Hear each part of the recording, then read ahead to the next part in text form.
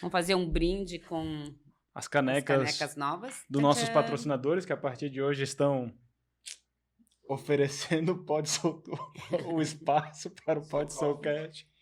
Então, mas a gente nunca fez mesmo uma propagandinha do Soul Talk, né? Então Vamos é do fazer Soul uma Talk. propagandinha Então do vamos. Soul Talk. Então a gente vai começar hoje o nosso episódio do Pod Soulcast com essa maravilhosa TV nova, que agora pode mostrar a nossa logo, e que é um oferecimento do Soul Talk, né? Soul Talk. Que é o estúdio que fica aqui no Nossa Casa Saberes Sistêmicos, uma iniciativa do Ariel, do Daniel, que estão aqui trazendo esse espaço para as pessoas que desejam falar sobre conhecimento, desenvolvimento pessoal e também para gravar conteúdos e para esse mundo de hoje nosso que necessita tanto disso, né? Da imagem, do conteúdo, do vídeo, da foto. O que tem? O dedinho. Estamos aqui comemorando, tomando nosso café Chá. com toda a classe possível. Fotinhos. Então, para quem tiver interesse e quiser saber mais também sobre esse local onde a gente grava e tudo mais, pode entrar em contato pelos comentários, pode entrar em contato comigo, com a Eva, se conhecer nós, ou pelas redes sociais. No Instagram tem lá o Soul Talk. Soul Talk. Soul Talk. Talk. É, a professora de inglês que reside dentro de mim não deixa esse L ser pronunciado. Então, ou em português, como a gente fala, Soul Talk. Soul Talk. Soul Talk.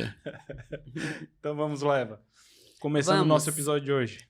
Então, a gente vai ter hoje uma participação especial na nossa conversa. Vamos ter uma pergunta lá do Cláudio de Recife. Ele está ao vivo aqui com a gente.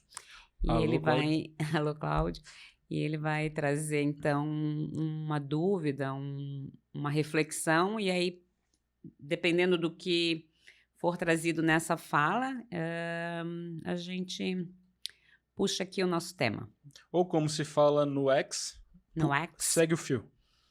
Segue o fio, isso. Então, ou então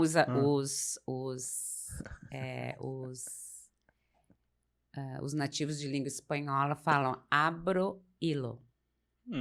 Abro hilo. Eles não falam eu não conhecia. Abro hilo. Então, Cláudio, por favor. O Cláudio mandou uma pergunta que é o seguinte. Não precisa falar mais alto? Sempre que eu lido com alguma crítica, eu me sinto profundamente rejeitado. Então, calma aí. Só deixa eu repetir então, porque o nosso técnico de som está pedindo para repetir. Então, o Cláudio está dizendo a primeira parte da pergunta é: sempre que eu recebo alguma crítica, eu me sinto profundamente rejeitado. E quando isso acontece em grupo, eu não consigo mais encontrar meu lugar nesse grupo e deixo o grupo. Prefiro deixar o grupo. Tá. Me sinto injustiçado. Então, quando isso acontece em grupo, eu prefiro deixar o grupo, porque eu me sinto injustiçado, eu perco o meu lugar no grupo. E daí eu me retiro. Ok. Muito bom, muito boa questão. Imitando um pouquinho o João, né, quando ele fala, isso quase nunca acontece, isso não acontece com as pessoas. Eu não tinha ouvido sobre isso até hoje. Muito inédita essa situação e esse comportamento, né? Então, por aí que a gente vai olhar um pouquinho para essa sensação de rejeição, né? E de, então, anulamento ou de evasão, de distanciamento, de evitação, fuga, negação, fuga, né? Então, quero ficar longe das pessoas que me causaram o mal de não reconhecerem os meus esforços ou de me criticarem. Isso? Quero ficar longe de quem me critica, quero ficar longe de quem não concorda comigo. Isso? E acho que é interessante a gente fazer um convite, né, para todos nós que vamos conversar sobre isso, ouvir sobre isso, falar sobre isso. Eu sinto que é muito fácil cair num lugar comum de julgamento dessa ação. né? Uhum. Até porque quando a gente vê um adulto tomando uma postura que talvez já é incondizente com a idade que a pessoa tem, a gente sempre vai para um lugar meio de desvalia dessa pessoa, assim, de certa forma, né? Fala, putz, ainda nesse lugar? É. E de alguma forma eu sinto que essa visão nos retira da capacidade de entrar em contato com a pessoa, porque na minha visão, acho, uma forma de exclusão já também.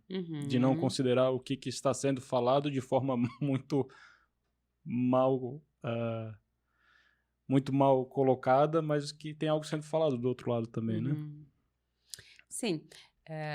No entanto, esse tipo de atitude, esse tipo de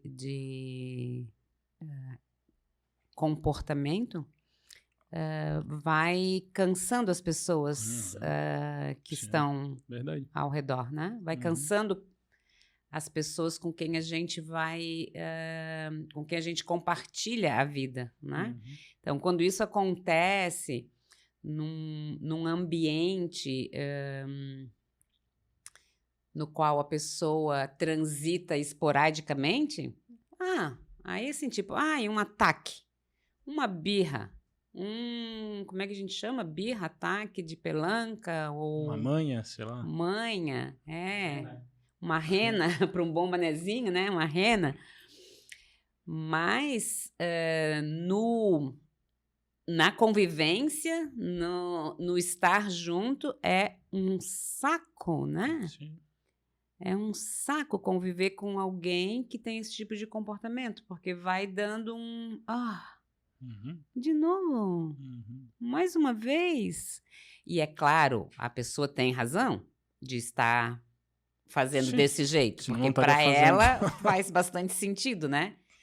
Mas é um cansaço na convivência. Então, estou olhando para os que estão à volta, mas vamos olhar para quem está, né, nessa situação. Então, o que está acontecendo com essa pessoa quando ela tem esse tipo de atitude? Evadiu-se do local e nunca mais foi encontrada. O que está acontecendo? Uma informação para mim que chama a atenção é que é um pouco claro que a atitude, como eu tinha falado antes, ela não condiz muito com o tempo da pessoa hoje, né? Tipo, é um adulto com uma resposta infantil, né? E daí a gente pode imaginar, por exemplo, quando a gente fala de aspectos ou experiências difíceis na história de uma pessoa, tem uma coisa um pouco de consenso que quando algo acontece num tempo muito cedo da nossa vida, tem uma parte do nosso desenvolvimento que fica preso lá. E como se aquelas ferramentas não saíssem mais daquele ponto de desenvolvimento, elas permanecessem ali. Né? Há uma cristalização. De um comportamento, porque em algum momento esse comportamento serviu para alguma coisa que foi verdadeiramente intenso, né? Pelo menos na experiência dessa pessoa. E aí eu já acho que é um ponto interessante de a gente perceber que esse comportamento já demonstra que teve algo em algum lugar que foi mais denso e que, de alguma forma, aquela pessoa não teve a oportunidade de se perceber para além daquele comportamento, permanecendo ali. Né? E aí, então, temos um adulto agindo, funcionando, reagindo como uma criança funciona e reage, né?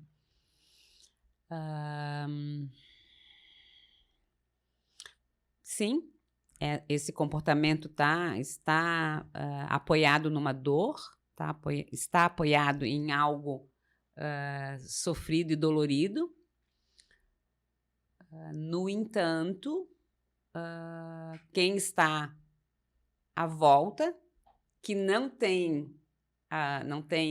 teve participação no anterior, no episódio anterior, acaba tendo o desconforto, né, dessa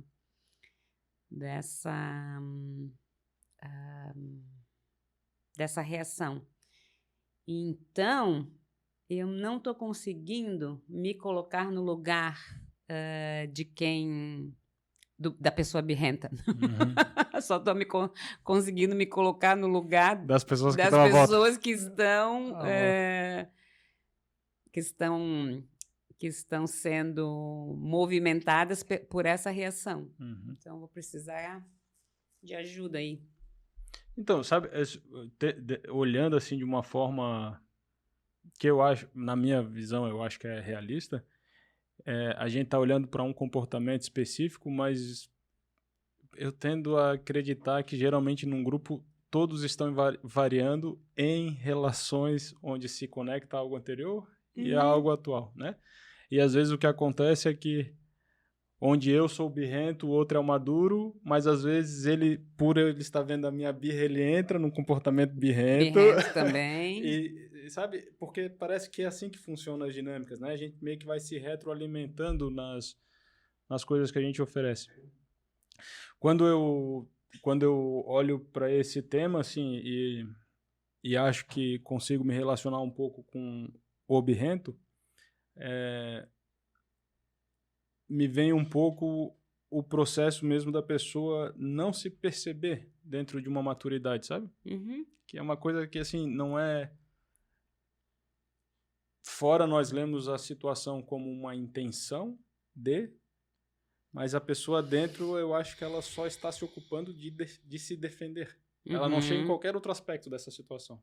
Ela apenas sente que, de alguma forma, ela precisa se defender daquilo que está acontecendo. Sim. Existem 3 formas de defesa, né? Segundo o Patchwork, especialmente, que é uma linguagem que eu... para a qual eu me dedico bastante, né? Então, de acordo com o Patchwork, a gente se defende de 3 formas. Uma, nos vitimizando. A outra, reagindo à altura, gritando também, batendo também, patrolando. E a outra, nos afastando, né? Então, a gente está aqui num caso bem específico de uma pessoa que se afasta quando se sente não compreendido, rejeitado, dolorido, né? Então, essa é uma das formas que a gente tem de defesa. É tirar o corpo da possibilidade de passar por aquele desconforto novamente, né? Isso é defesa. No entanto, na maioria das vezes, é uma defesa para um não ataque, né?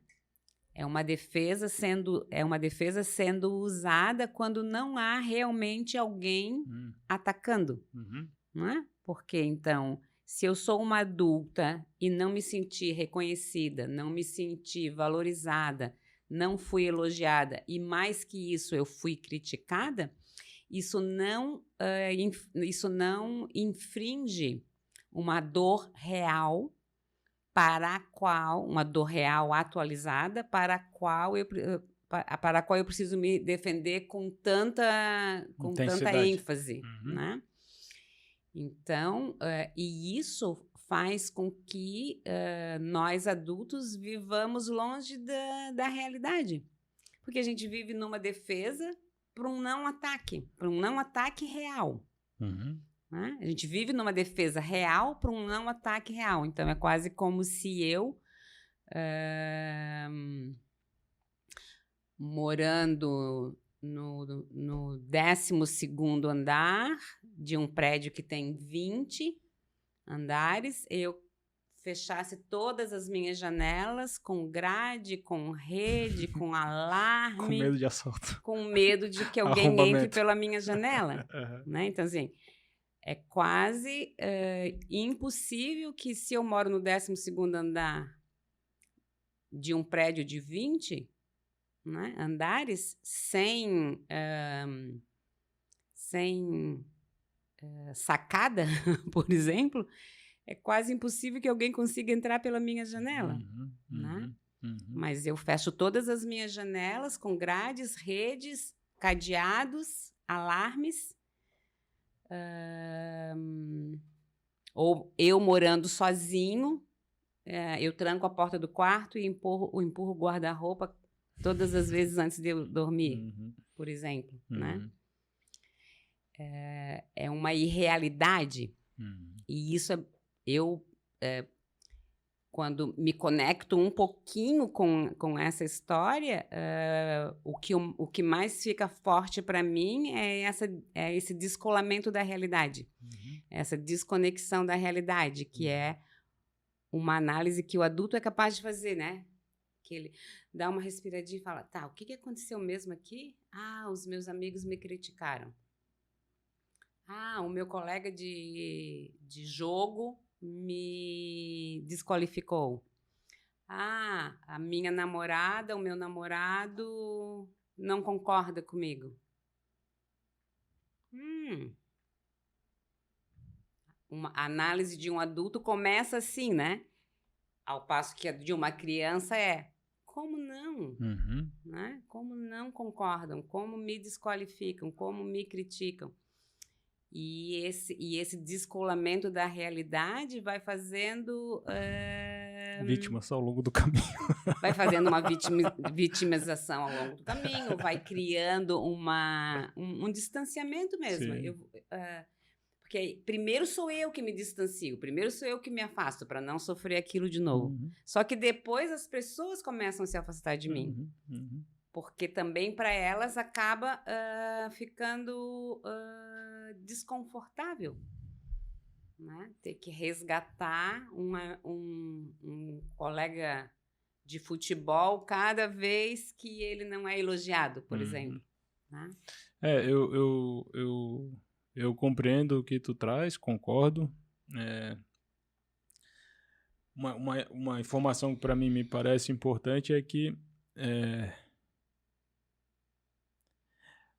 a gente, acho que nos nossos pontos cegos e naquilo que a gente ainda não é desenvolvido, ou não se desenvolveu, ou está se desenvolvendo, isso se transforma em um lugar que a nossa consciência madura não entra muitas vezes. Então a gente nem se dá conta. Sim. A gente se dá conta... Olha, se a gente tem que estar numa relação muito segura pro outro falar, tu tá exagerando e tu conseguir ouvir quando tu tá nesse estado, né? Fala, volta, querido, volta, vem cá. Não foi assim. Foi assim. Tem uma coloração a mais, né? E daí eu fico pensando, né? Porque, de certa forma, esses hábitos, eles vão sendo mantidos por muitas e muitas e muitas justificativas construídas aos poucos. Porque passam 10, 15, 20, 30 anos e sempre tem um... Viu? É assim mesmo. É assim mesmo. E reforça. E vai reforçando, né? Então, e tinha certeza que eu não podia confiar. Porque, de novo aconteceu. Eu vou precisar me afastar agora de novo. Exatamente. Então, é interessante porque, para mim, isso remonta muito esse trajeto do trauma mesmo, né? Que uma vez que tu tem uma ruptura, se tu não consegue ter um retorno àquele ponto de forma a renegociar e deixar isto fluir, o que vem depois é confirmações do porquê aquela postura que tu manteve está certa, né? E qualquer coisinha que, por exemplo, um não, que é apenas um não, a pessoa leva, tá me rejeitando, né? Mas era apenas naquele momento um limite daquela pessoa porque ela, sei lá, por qualquer motivo ela precisa daquilo, né? Então, e é interessante que passado a quantidade de tempo que passa, esses pequenos incrementos de reforço da estratégia de defesa se tornam uma certeza. E daí tu para até de rever. Para de rever. Né? Para de rever o comportamento, para de desconfiar. Eu acho que tem uma coisa boa no ser capaz de desconfiar um pouquinho de si mesmo. Isso, começa a falar, opa, de novo? Será? Que coisa, né? De novo, tô precisando sair desse time, tô precisando me afastar desse grupo, tô precisando... deve ter alguma coisa aí que tem mais a ver comigo do que com as várias outras pessoas com as quais eu já passei por essa situação, né? E sim, então a gente está falando possivelmente de uma dor que está cristalizada, que está orbitando no centro da pessoa, né? Então, quando eu adulta me estabeleço na minha maturidade, isso não quer dizer que as dores cristalizadas, que a gente pode chamar de traumas, se dissolveram. Elas continuam orbitando no meu elas continuam orbitando ao redor do meu centro de equilíbrio e conexão e maturidade. Então, O que fazer se eu me dou conta, indo por esse caminho de vou começar a desconfiar de mim mesmo, de mim mesma, porque pode ser que isso tenha a ver bastante comigo. O que fazer quando eu me dou conta que há algo que eu preciso fazer para deixar com que essa situação possa não ser experienciada novamente, possa não ser vivida novamente? O que eu poderia fazer ao me dar conta? Não é? Sim. Uma coisa que me ocorre para essas dores que eu percebo que são dores cristalizadas, mas que não são grandes dores cristalizadas, as pequenas dores cristalizadas,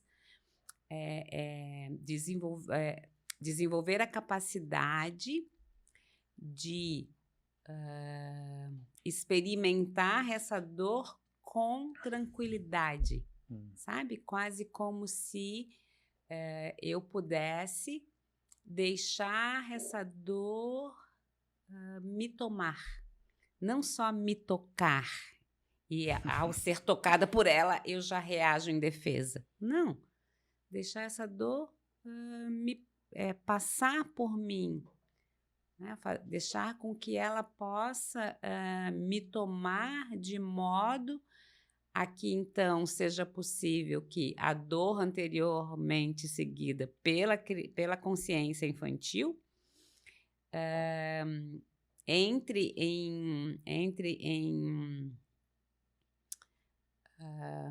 em sintonia com a dor sendo experienciada pelo adulto e nessa sobreposição que essas duas dores façam, a dor de agora vivida pelo adulto derrete a dor antes sentida pela criança, né? Eu precisaria de um pouco mais de recurso para explicar isso, mas é quase como se, então, a dor da criança está ali, orbitando no meu centro, cristalizada, eu deixo essa dor de agora, eu sinto essa dor de agora e não corro dela, nem me defendo dela. Então, essas duas dores, elas vão entrar em sobreposição, e quando elas entram em sobreposição, a dor do adulto a dor do adulto agora sentida integralmente, é capaz de derreter aquela cristalização que está lá atrás, que está lá pesando no centro desse adulto, a dor sofrida pela criança. E isso a gente faz em estado meditativo, não é? Por exemplo, então, quando eu sofri de novo essa injúria da rejeição ou essa crítica e me dou conta que é uma dor atual, revivendo uma dor da minha consciência infantil, eu posso sentar em estado meditativo, me remeter para aquele lugar da ofensa atual, que é a ofensa que eu sei, porque a ofensa da criança normalmente eu não sei, né? Então, vou lá para aquele momento em que eu cometi a falta no meu jogo de futebol e os meus amigos me xingaram e e eu fiquei super ofendida e super chateada. Em estado meditativo, eu me conecto com aquele momento do jogo, sinto a dor, percebo aonde no meu corpo ela se manifesta. É uma pequena dor de cabeça, estômago. Um aperto no meu estômago, um peso no meu peito, uma pontada no meu braço, sei lá, várias possibilidades.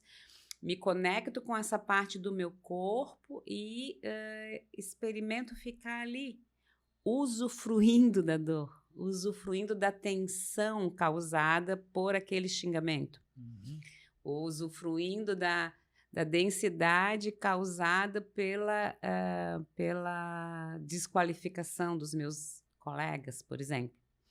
E como eu sei que eu estou segura agora, porque eu estou sentadinha ali no meu quarto, na minha sala, não tem nenhum perigo, eu usufruo da dor, eu deixo com que ela seja degustada pela minha maturidade e fico ali até que algo mude, né? Uhum. Até que algo mude no sentido de que eu possa, por exemplo, sentir que eu já sou capaz de um suspiro, de uma respiração profunda.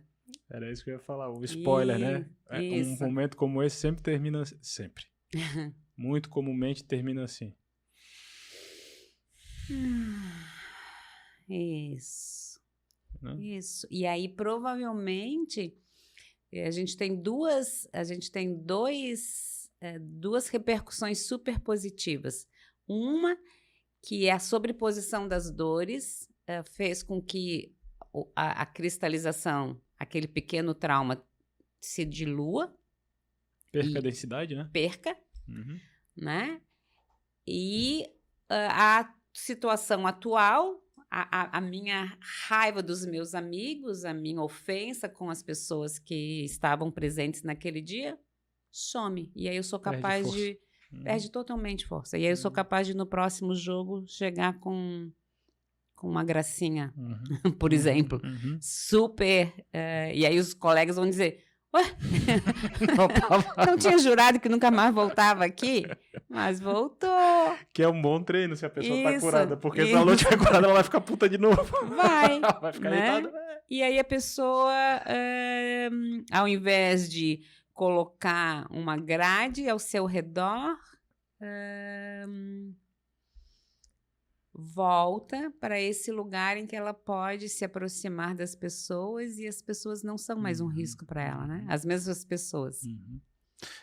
Bom, mais ou menos assim, tentei explicar da melhor forma que eu pude, mas eu achei por muito aí. bom. E tem um... Só que... Tá. Não queria te interromper. Não, eu perdi a meu... Tá, então eu vou falar outra coisa que aí talvez... João, mas aí tem uma coisa, né? Nem todas as pessoas têm disponibilidade para esse tipo de... Não tem disponibilidade, não tem estrutura psíquica, emocional... não tem, porque não tem a informação. Nem todo mundo pode fazer terapia, nem todo mundo faz, né? Mas esse seria um recurso terapêutico bem interessante para aliviar essa tensão da defesa, da defesa, ainda que não haja ataque. Um elemento que é importante para essas coisas acontecerem é ter em algum lugar um registro de segurança, né? De alguma forma. Porque a gente não consegue estar no desespero e buscar uma saída para o desespero se não houver algum tipo de recurso onde eu possa me apoiar enquanto eu passo por isso, né?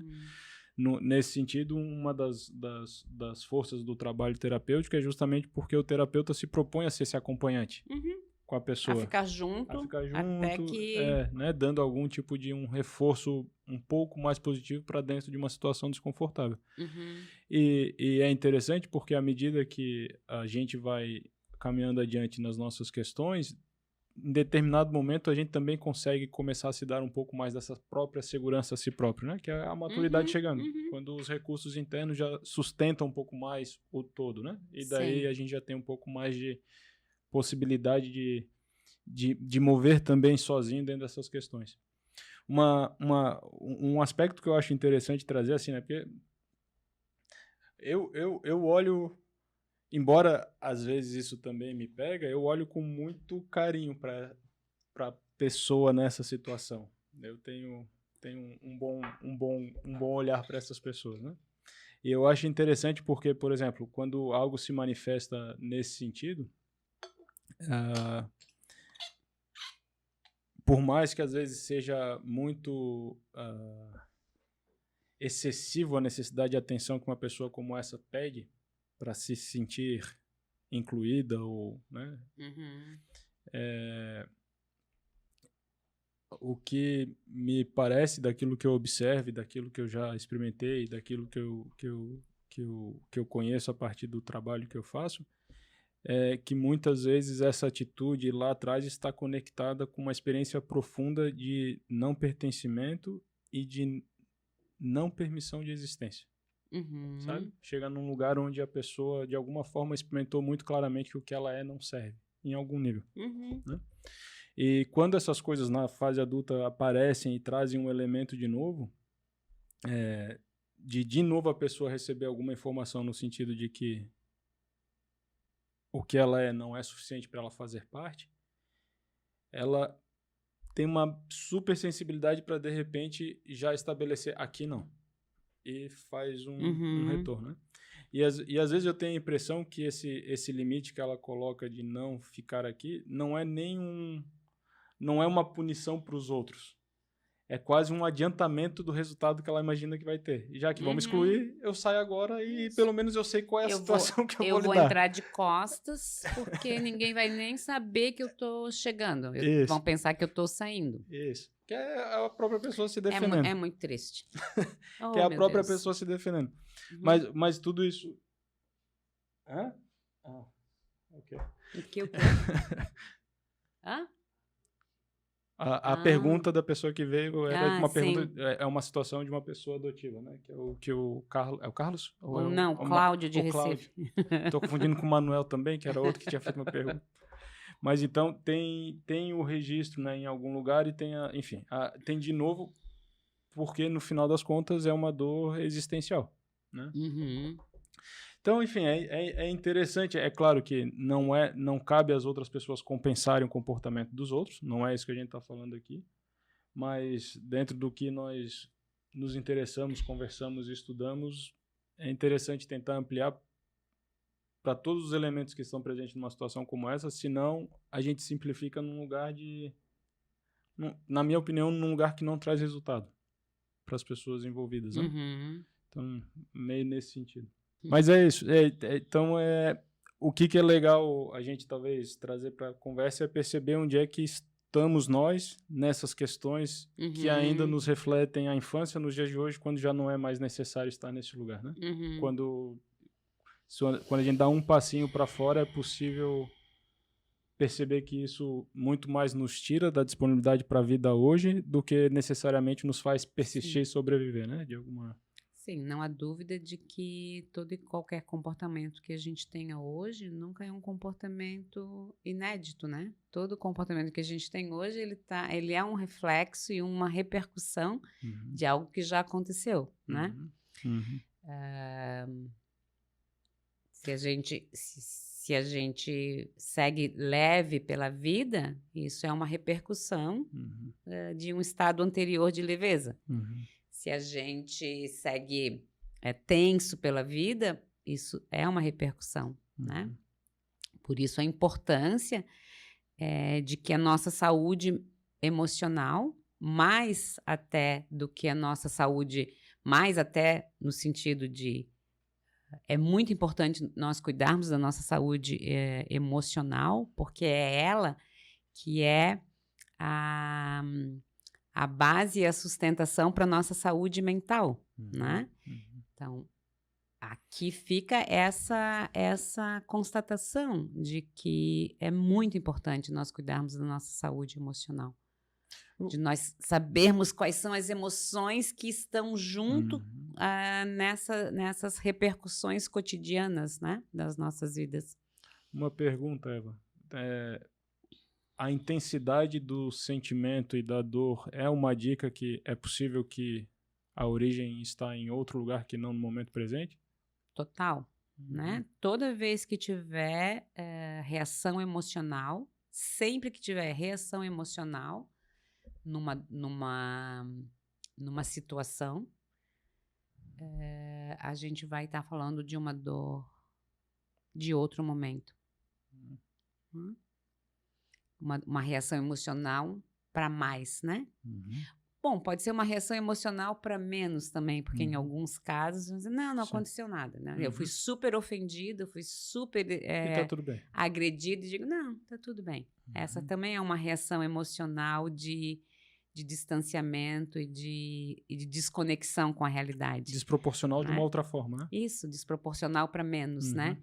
Então, sempre que a situação, sempre que a gente olhar para a situação e falar, nossa, acho que eu exagerei um pouco, ou alguém disser para mim, ei, tu tá exagerando, não é para tanto, né?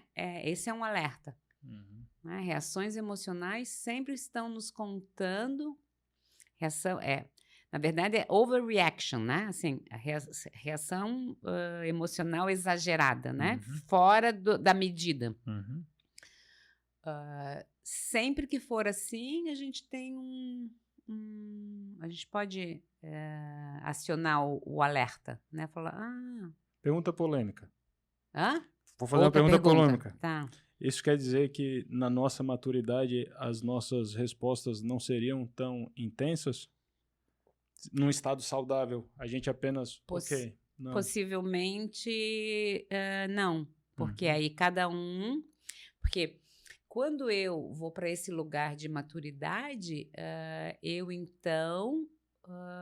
um dos primeiros atributos que eu desenvolvo é a autorresponsabilidade.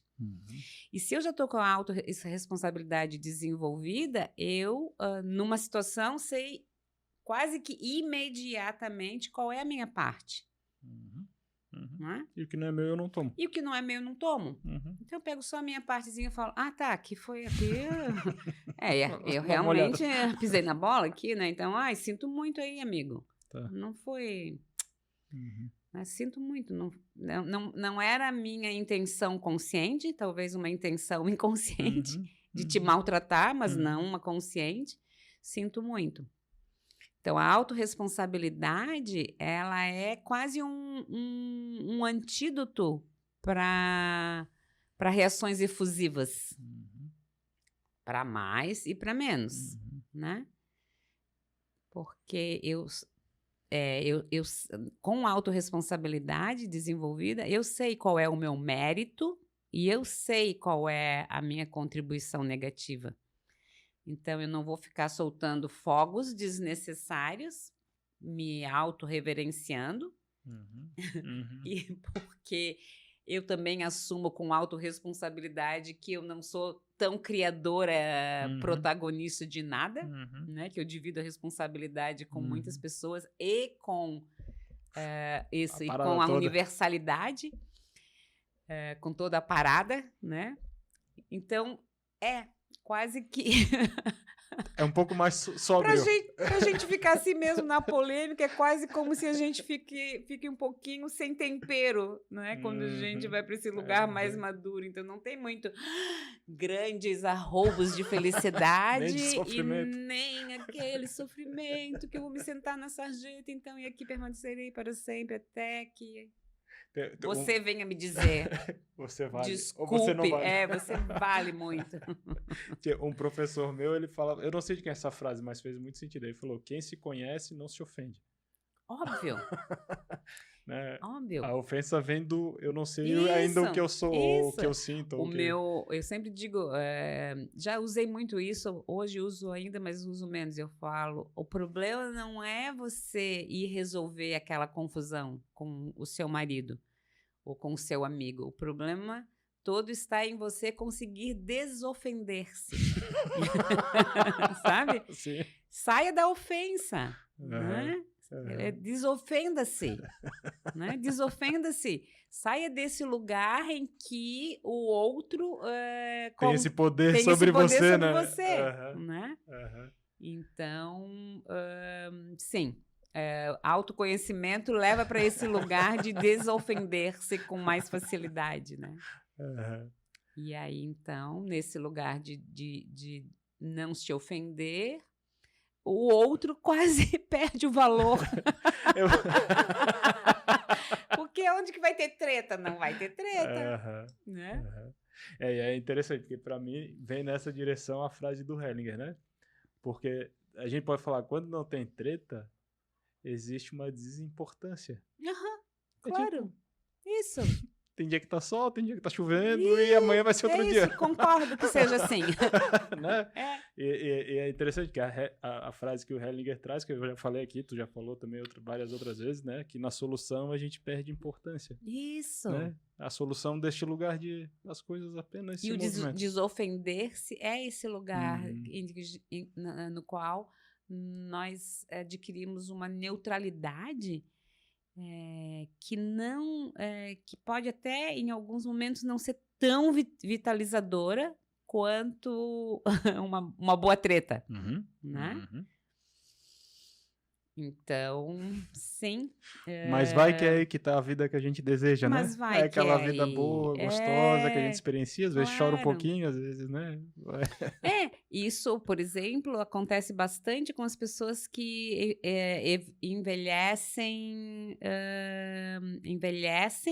e entram nesse lugar de sabedoria, né? Então, são pessoas que envelhecem agora sem grandes altos e baixos, Uhum.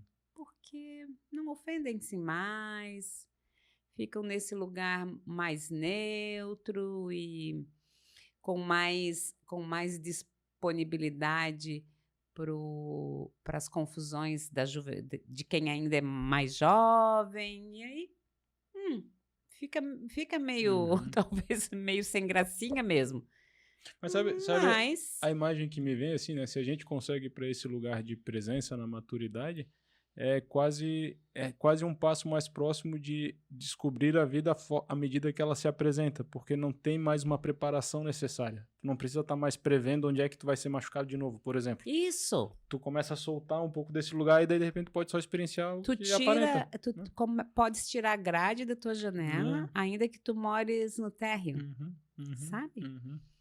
Tira a grade, tira a rede, não usa mais aquele cadeado e aí não tem mais prevenção, porque não tem mais perigo.